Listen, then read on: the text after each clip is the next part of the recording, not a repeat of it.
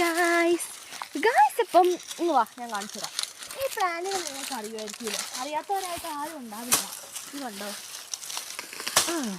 അപ്പോൾ ഇതൊരു വള്ളിച്ചെടിയാണ്. ഫുള്ള് നമ്മുടെ നിലത്ത് പടർന്നുണ്ടാവുന്ന ഒരു ചെടിയാണ് കേട്ടോ ഇത്. അപ്പോൾ ഇതിന് ഒരു ടൈപ്പ് സ്മെല്ലൊക്കെ ഉണ്ട് കേട്ടോ. അപ്പോൾ ഇതിനെ നമ്മൾ പറയുന്ന പേരാണ് വിഡേലിയ എന്നാണ് നമ്മളിതിന് പറയുന്നത് കേട്ടോ. അപ്പം ഈ പ്ലാന്റ് ശരിക്കും പറഞ്ഞാൽ ഈ പറമ്പ് മുഴുവനായിട്ട് ഇങ്ങനെ വ്യാപിച്ച് കിടക്കുവാണ്. അപ്പം സത്യം പറഞ്ഞാൽ ഇതൊരു ശല്യമായേക്കുന്ന പോലെയാണ് എല്ലാവർക്കും.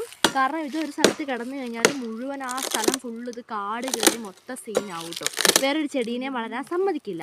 അപ്പോൾ അതുകൊണ്ട് തന്നെ എല്ലാവരും മരുന്നൊക്കെ അടിച്ച് ഈ ചെടി കളയും. പക്ഷേ ഇതിലുപരി നമ്മുടെ ഈ ചെടി ഒരു ഔഷധ ഗുണമുള്ള സസ്യമാണ്. മരുന്നൊക്കെ ഉണ്ടാക്കാൻ വേണ്ടി യൂസ് ചെയ്യും.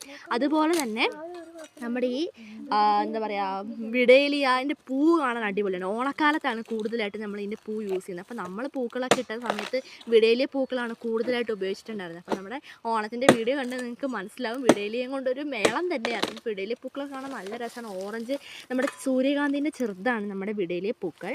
അപ്പോൾ ഇത് നമ്മുടെ കേരളത്തിൽ എല്ലായിടത്തും തന്നെ നമ്മുടെ ഈ വിഡേലിയ ചെടി ഉണ്ട് കേട്ടോ. അപ്പം നമ്മുടെ ഈ എന്താ പറയുക വിഡേലിയ ചെടി നമ്മുടെ എന്താ പറയുക പശുക്കൾക്കും നമ്മുടെ മുയലിന് ഗിനിപ്പന്നികൾക്കൊക്കെ കഴിക്കാൻ വേണ്ടി കൊടുക്കുന്ന ഒരു ചെടിയും കൂടിയാണ്. അപ്പോൾ ഇവിടെ ഉള്ളതൊക്കെ ഇത് എല്ലാവരും വന്ന് പുല്ലൊക്കെ ഇറങ്ങി പശുക്കൾക്ക് കൊടുക്കാൻ വേണ്ടി കൊണ്ടുപോയിട്ടുണ്ട്. അപ്പോൾ പിന്നെ കുറേ ചെടിയൊക്കെ ഇത് വെയിലധികം ആയതുകൊണ്ട് തന്നെ കരിഞ്ഞ് നശിക്കുന്നുണ്ട്. എങ്കിലും അതിനെ അതിജീവിച്ച് ഇതുണ്ടോ ഈ ചെടികളൊക്കെ വരുന്നുണ്ട്. അപ്പോൾ ലൈറ്റ് ഗ്രീൻ കളറിലാണ് നമ്മുടെ ഈ പ്ലാന്റ് കാണാനായിട്ട്. അപ്പോൾ നല്ല രസമാണ് ഇതിൻ്റെ എന്താ പറയുക ചെടി പൂവൊക്കെ കാണാനായിട്ട്. അപ്പം എനിക്ക് എന്തായാലും ഈ ചെടി ഭയങ്കര ഇഷ്ടമാണ് കേട്ടോ. നശിപ്പിക്കാനൊന്നും ഞാൻ നിൽക്കില്ല.